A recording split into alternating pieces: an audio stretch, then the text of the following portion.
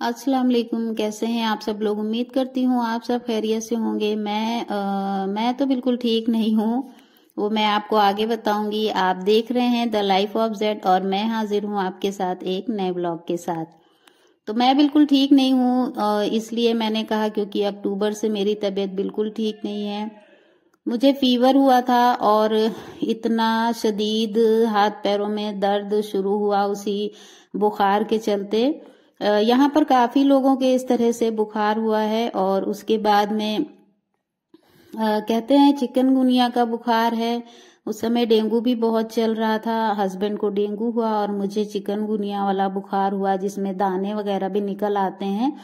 तो मेरे निकल आए थे और दो रूसी के साथ में हाथ पैरों में दर्द हुआ। और ये इस बुखार में जो है दर्द हड्डियों में उतर जाता है जो काफी दिनों तक रहता है। काफी इलाज कराया, कई जगह मैंने इलाज किया है। दवा काफी जगह से मैंने लेकर आई, लेकिन कहीं से भी कोई फर्क नहीं पड़ता है। जितनी देर दवा का असर रहता है बस उतनी देर ही दर्द कम रहता है। बाकी तुरंत इतना दर्द होने लगता है अगर एक वक्त दवा ना खाई जाए तो इतना दर्द होता है कि बिल्कुल उठ के खड़े होना और चलना भी मुश्किल हो जाता है। बिल्कुल जैसे गठिया बाई में दर्द होता है, ये दर्द बिल्कुल उसी तरह हो रहा है। और जैसे दवा खा लेते हैं तो लगता है कुछ हुआ ही नहीं, अच्छे खासे चलना फिरना काम करना सब हो जाता है। और जैसे ही दवा का असर कम होता है तो उसी तरह से बस दर्द शुरू हो जाता है। तो पेन किलर भी ज्यादा खाना ठीक नहीं है, क्योंकि जिस डॉक्टर के पास जाओ वो पेन किलर तो जरूर देता है। और पेन किलर खाते खाते समझो मुझे 2 महीने हो रहे हैं। अब आज मैं ये इसका रिकॉर्डिंग कर रही हूँ और ये वीडियो मैंने जब बुखार आया था तभी 2 दिन के बाद जब मेरी तबीयत थोड़ी ठीक थी वही दवा खाकर, तब मुझे इस तरह समझ में नहीं आया था। मैंने सोचा मैं ठीक हो गई और मैंने थोड़ा सा ये शूट किया था। तब से मैंने कोई शूटिंग नहीं की। फोन भी पकड़ना मेरे लिए बहुत मुश्किल था कि फोन ही हाथ में उठा लूं, इतना दर्द होता था। तो बिल्कुल भी मन नहीं होता था। जितनी देर दर्द कम रहता था ये होता था जल्दी जल्दी घर का ही काम निपटा लूं।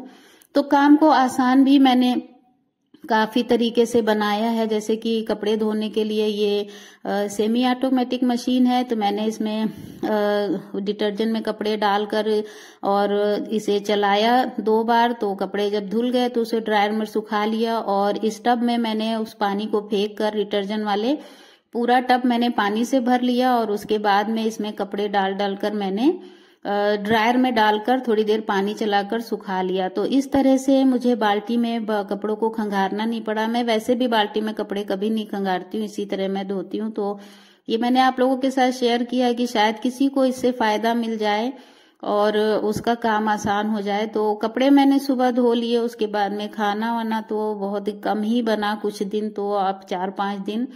और उसके बाद 4-5 दिन मेरी बहन मेरे बगल में रहती हैं, तो साथ ही में रहती हैं बगल वाले घर में। तो उनके घर से मेरे यहाँ 5-6 दिन खाना आया बराबर दोनों टाइम।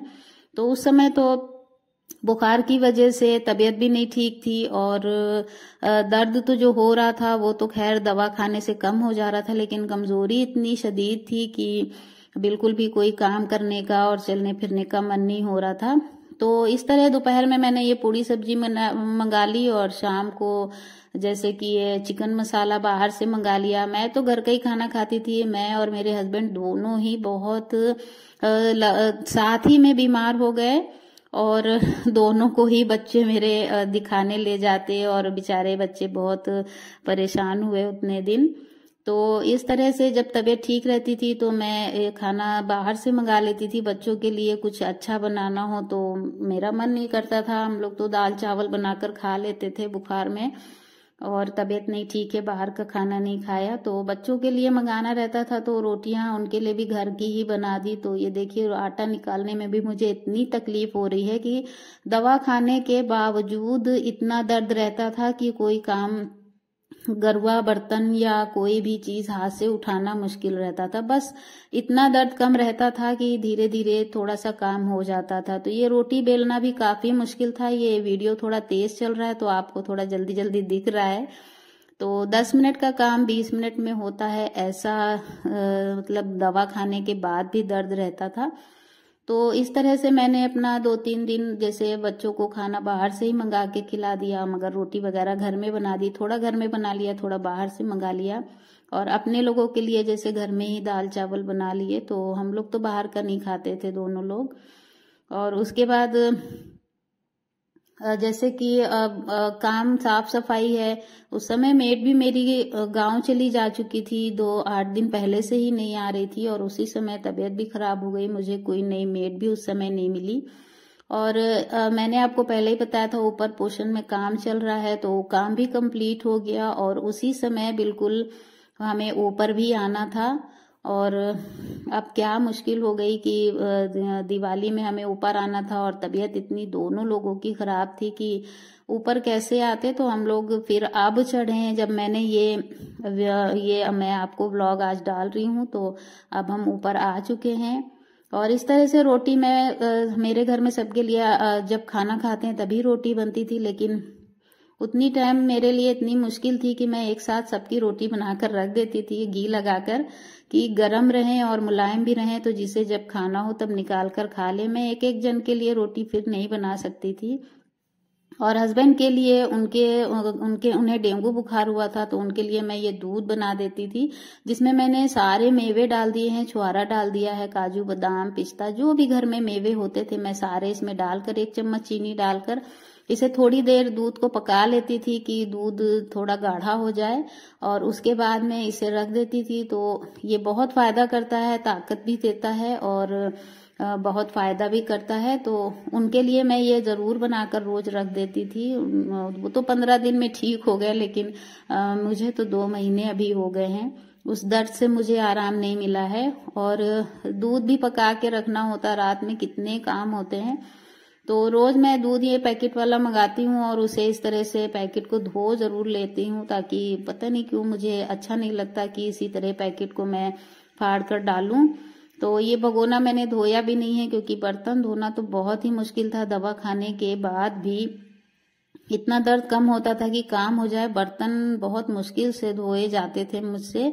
और अब ये पैकेट को मैंने डालकर इस तरह रख दिया है, ताकि थोड़ा सा इसकी ठंडक कम हो जाए। काफी ठंडा है दूध, टेम्परेचर बहुत ज्यादा है इसका, और काफी गैस भी खर्च होती है। तो अभी काफी काम मेरा पड़ा हुआ है, वही मैं जब तक करूंगी तब तक इसका टेम्परेचर कम हो जाएगा, और फिर बाद में मैं इसे रख दूंगी पकने के लिए, और ये पक जाएगा।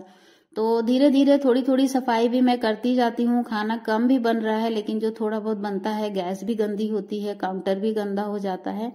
तो थोड़ी थोड़ी सफाई इस तरह करती रहती हूँ, ताकि जो है एकदम से बंद कर दूंगी सफाई करनी, तो जब मैं ठीक हो जाऊंगी, पता नहीं कब ठीक होंगी जब मैं ठीक हो जाऊंगी तो काफी मुझे मेहनत करनी पड़ेगी। तो थोड़ा थोड़ा भी किया रहेगा, दर्द तो झेलना ही है, झेलते झेलते मैं सारा काम इस तरह आदत से मजबूर हूँ कि साफ सफाई के बगैर बनता नहीं है। तो ये दोपहर के कुछ बर्तन हैं, और साथ में जो प्याज आता है वो हम कभी यूज नहीं करते हैं, चिकन मसाले के साथ आया था, उसे मैंने फेंक दिया है, और वो बहुत नुकसान करता है। और इस समय बीमारियां चल रही हैं, तो बिल्कुल भी बाहर का प्याज तो बिल्कुल नहीं खाना चाहिए, कटा हुआ ज्यादा देर का, तो वो पता नहीं कब से वहां पर कटा हुआ रखा हो और हमें मिल गया है। तो हम प्याज हमेशा ताजा ही काट कर खाते हैं, बस 10 मिनट का कटा हुआ हो तभी यूज कर ले, उससे ज्यादा का यूज नहीं करना चाहिए कच्चा प्याज खाने के लिए। तो अब धीरे धीरे हस्बैंड को खाना दे दिया है, उन्होंने खा लिया है, बच्चे भी रह गए हैं, तो धीरे धीरे वो अपना खा लेंगे निकाल कर। और थोड़ी सी सफाई काउंटर की और सब रात में ही कर लेती हूँ, ताकि सुबह काफी दिक्कत होती है उठकर सारा काम करने में, बिल्कुल भी उंगलियां जाम हो जाती हैं, पैरों में इतना शदीद उंगलियों में दर्द होता है, जैसे लगता है फ्रैक्चर हो गया है पैर में, इस तरह का दर्द होता है। अच्छा, क्या आप लोगों की तरफ भी जो मेरी वीडियो देख रहे हैं, उन लोगों के यहाँ भी किसी मतलब ऐसा ही आपके घर में या आपके आस पड़ोस में ऐसा किसी के साथ हुआ है? और अगर उनमें से कोई ठीक हो गया हो तो कैसे ठीक हुआ है, आप हमें जरूर बताइएगा। हमारे यहाँ तो ऐसे 100-150 लोग हैं जिनको ये तकलीफ है, और जिनमें लेडीज भी हैं और जेंट्स भी हैं, दोनों लोग हैं। जिनमें लेडीज को ज्यादा दिक्कत है इसमें, और जेंट्स को इतनी दिक्कत नहीं है कि काफी ठीक हो जा रहे हैं। लेकिन हम लोगों में जितनी भी लोगों के ये हुआ है उन्हें काफी दिक्कत। अच्छा, मुझ में कैल्शियम की कमी पहले से ज्यादा थी, तो हड्डियों की का दर्द मुझ में कुछ ज्यादा ही है, मुझे ऐसा लगता है। जिससे भी पूछो तो वो कहता है कि काफी दिक्कत है इससे, और दर्द काफी शदीद होता है। और दवा ही इतनी जगह से दवा ला चुकी हूँ लेकिन कहीं से दर्द गया नहीं है। 2 महीने से बराबर दवा चल रही है मेरी। तो ये मिर्ची वगैरह भी जो बाजार से आई, मैं जैसे हमेशा धो कर रखती हूँ सारी सब्जियां, उसी तरह से थोड़ा थोड़ा धीरे धीरे चलता रहता है काम। और इस तरह डब्बे में ये कैरी बैग मैं इसमें लगा देती हूँ ताकि मिर्ची सूखे नहीं। ऐसे ही डब्बे में रखो तो मिर्ची सूख जाती है। तो ये कैरी बैग मैंने इसे काटा पीटा कुछ नहीं है, ऐसे ही लगा दिया है। इस समय तो बस काम खाना पूर्ति वाला ही चल रहा है, और बस हो जाए और थोड़ी बहुत साफ सफाई हो जाती है। जैसे पहले करती थी वैसा कुछ भी नहीं हो रहा है, मुझे बहुत बुरा लगता है। और डस्टबिन भी पूरा भर गया है और कूड़े वाला भी आज नहीं आया है। जिस दिन मैंने ये बनाया था ब्लॉग उस दिन नहीं आया था। 2 दिन शायद उसकी भी तबीयत नहीं ठीक थी। जब वो आया तो मैंने उससे पूछा तो कहने लगा बुखार था, बुखार के बाद हाथ पैरों में दर्द और चलना मुश्किल। तो ये सूरह इखलास का पानी मैं रोज सुबह जब नमाज पढ़ के कुरान पढ़ती हूँ तो सूरह इखलास का पानी पढ़कर इस बोतल में रख लेती हूँ और उसे दिन भर पीती हूँ। खुद भी पीती हूँ, बच्चों को भी पिलाती हूँ और हस्बैंड को भी पिलाती हूँ।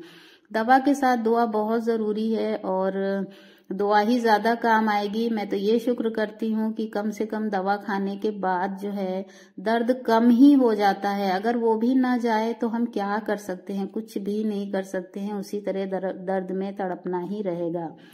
तो कम से कम अल्लाह का शुक्र है कि दवा खाने के बाद दर्द एकदम गायब हो जाता है और जल्दी जल्दी मैं अपना घर का भी काम कर लेती हूँ, बच्चों की और हस्बैंड की देखभाल भी हो जाती है। तो हस्बैंड जब तक बीमार है तब तक तो काफी मुश्किल रही। खैर वो ठीक हो गए और अब ऑफिस भी जाने लगे 15 दिन बाद ही, और मुझे तो अब 2 महीने हो गए हैं। तो सुबह में इसके लिए सेहत भी काफी जरूरी है। बुखार आने के बाद काफी कमजोरी हो जाती थी। तो हस्बैंड मेरे अपने लिए भी लाते थे 4 नारियल के ये लाते थे नारियल सुबह। तो 2 वो अपने लिए लाते थे, 2 मेरे लिए। तो हम लोग सुबह पहले एक एक नारियल ये पी लेते थे, उसके बाद नाश्ता करते थे और एक शाम को पीते थे।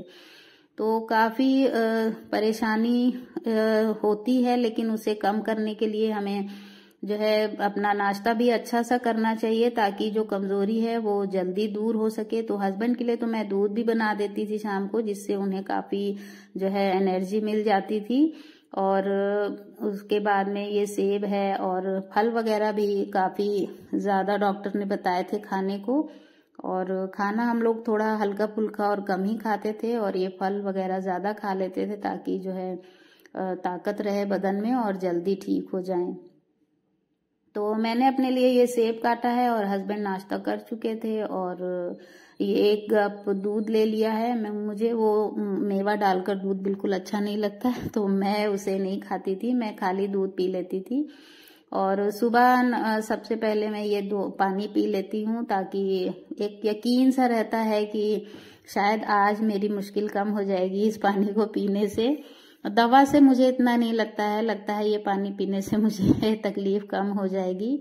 और बस शायद यही एक है कि दवा खाने के बाद जो दर्द कम हो जाता है तो मुझे बड़ी खुशी होती है कि कम से कम इतने दर्द से मुझे दवा खाने के बाद 5-6 घंटे राहत मिल जाती है। तो जिस दिन दर्द कम रहता है, सुबह जैसे मैंने दवा खाई और 4-5 घंटे मुझे आराम रहती थी, तो मैं सोचती थी ऐसा खाना बना लूं जिससे शाम तक मुझे कुछ ना बनाना पड़े ज्यादा। तो अपने लोगों के लिए मैंने ये सब्जी और रोटी बना ली और बच्चों के लिए बिरयानी बना दी। जो बच्चे मेरे दोनों वक्त में खा लेते हैं, तो मुझे शाम तक कुछ नहीं बनाना रहता था, तो थोड़ा सा आराम करने का भी वक्त मिल जाता है। तो अपने और हस्बैंड के लिए मैंने बनाई सब्जी, तुरई की सब्जी और रोटी बना ली। तो अब हम लोग भी यही सब्जी शाम को खा लेंगे, मैं रोटी बना लूंगी और दोनों लोग खा लेंगे।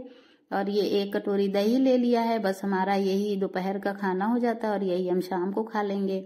और बच्चे बिरयानी दोनों वक्त खा लेंगे। तो जब बीमार वगैरह मैं होती हूँ हमेशा यही सोचती हूँ ऐसा खाना बना लूँ जो 2 टाइम बच्चे खा लें और हस्बैंड भी खा लें। तो अभी तो खैर जो मैं खा रही हूँ वही वो भी खा रहे हैं, और बाकी जैसे मैंने कोरमा वगैरह बना दिया तो 2 टाइम खा लेते हैं बच्चे, सुबह भी खा लेते हैं, शाम में भी खा लेते हैं। तो आराम करने का जो है वक्त मिल जाता है उसमें। इसी तरह से जैसे ये मैंने सुबह ये चिकन मंगाया और उसे अलग अलग तरीके से मैरिनेट करके रख दिया। जैसे थोड़ा सा मैंने फ्राई करने के लिए मैरिनेट कर दिया, थोड़ा सा बटर चिकन बनाने के लिए मैरिनेट किया है, थोड़ा सा जो है वाइट चिकन बनाने के लिए मैरिनेट करके सब मसाले और मैरिनेट करके रख दिया है। तो हम तो नहीं खाएंगे लेकिन बच्चे तो खाएंगे ही, तो उनके लिए मैंने ये सब एक तो दिन में मेहनत करके रख दी है। और अब जब बनाना होता है तो जल्दी से झटपट बन जाता है, उतनी मेहनत नहीं करनी पड़ती। तो बहुत ही आसान है ये। इस तरह से फ्रीजर में रख दें और जिस दिन बनाना हो उस दिन एक डब्बा निकाला और जल्दी से बना लिया। कुछ करने की ज्यादा जरूरत नहीं पड़ती, मेहनत नहीं पड़ती है। और इसी तरह से जब टाइम मिलता है दोपहर में तो मैं थोड़ा सा लहसुन है जैसे लिया है मैंने, तो वो छील कर रख लिया, और अदरक है वो भी छील के और सब करके रख लिया। ये सब काम मैं वैसे भी हमेशा करके रखती हूँ, लेकिन जब हम बीमार होते हैं तो ये सब काम जब किए रखे होते हैं तो बहुत आसानी हो जाती है, बहुत आराम हो जाती है। जैसे अदरक है, चाय में अदरक डालनी है। नज़ला जुकाम भी सबके बहुत हो रहा है। बच्चे ही कभी सोचते हैं कि हम खुद से ही चाय बना लें, अम्मी की तबीयत नहीं ठीक है, तो उन्हें बड़ी दिक्कत होती है ये सब मैनेज करने में कि अदरक निकालें और डालें। खुद के लिए बना रहे हैं तो हमारे लिए भी बना लेते हैं। तो इस तरह से अदरक कटी हुई रखी होती है ना, तो वो बच्चे निकाल लेते हैं और बता दो उन्हें कि 2 स्लाइस डाल दो तो वो 2 स्लाइस डाल देते हैं। तो ये सब काम अगर किया रखा रहता है ना तो बहुत आराम हो जाती है। खुद नहीं किया तो किसी से अगर काम करा भी रहे हैं तो बताने में हमें और करने में उसे बहुत आसानी हो जाती है। इसी तरह मैंने ये कबाब बनाकर, ये मैंने पहले से रखे थे, ये वीडियो मैंने आपके साथ शेयर करना था तो तब तबीयत खराब होने के बाद किया ही नहीं। तो आज मैं उसमें बता रही हूँ आपको कि ये कबाब जो मेरे बने रखे थे, मुझे इतनी आसानी हुई इनसे कि सुबह टिफिन में जब जाना रहता था, बच्चों को देना रहता था, तो ये आराम से मैं कबाब ही दे देती थी सुबह उठकर, मुझे सब्जी नहीं बनानी पड़ती थी। और ये वीडियो मैंने इसलिए बनाया था कि कबाब जो है इस तरह सुबह बनाकर रख लें और कम जगह में ज्यादा कबाब को कैसे से फ्रीज करें, तो ये इसका वीडियो मैंने आपके साथ शेयर करना था, तो ये पड़ा ही रह गया, शेयर ही नहीं किया मैंने, वीडियो ही नहीं डाला कुछ इतने 2 महीनों से। तो इस तरह से आप एक प्लेट के ऊपर प्लेट रख दें और उसके बीच में एक कटोरी या इस तरह की जैम वगैरह के डिब्बे खाली जो हो जाते हैं तो वो इस तरह से रख दें। तो ये देखिए फ्रीजर में जब इस तरह रखेंगे तो एक प्लेट की जगह में हमारे कितने कबाब फ्रीज हो गए। और ये मैंने जब मेरी तबीयत खराब हुई है उससे 4-5 दिन पहले मैंने ये बनाया था, तो इतनी आराम हुई मुझे। इसमें शामी कबाब भी हैं और गलावटी कबाब भी हैं, दोनों कबाब थे।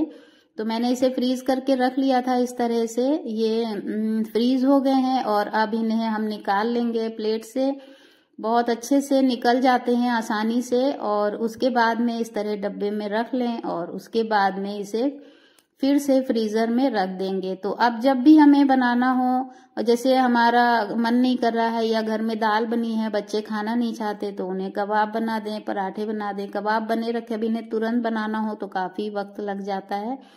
तो मुझे ये आसानी हुई कि हम लोग अपने लिए दाल चावल बना लिए या सब्जी रोटी बना ली, तो बच्चे को नहीं खाना है तो उनके लिए कबाब डाल दिया, रोटी साथ खा लिए, तो बहुत आसानी हो गई। तो ये काम जरूर करके रखें पहले से। मैं हमेशा करके रखती हूँ ताकि सुबह कभी देर हो रही है या कुछ भी हो रहा है, जैसे कभी मन नहीं करता या कभी देर हो रही है, तो जल्दी से पराठे बना दिया और कबाब और टिफिन में दे दिया। तो आपके लिए भी अगर ये वीडियो यूजफुल रहा हो तो इसे लाइक, शेयर और सब्सक्राइब जरूर करिएगा और मुझे अपनी दुआओं में जरूर याद रखिएगा और मेरे लिए दुआएं जरूर करिएगा। मिलते हैं अगली वीडियो में। अल्लाह हाफिज।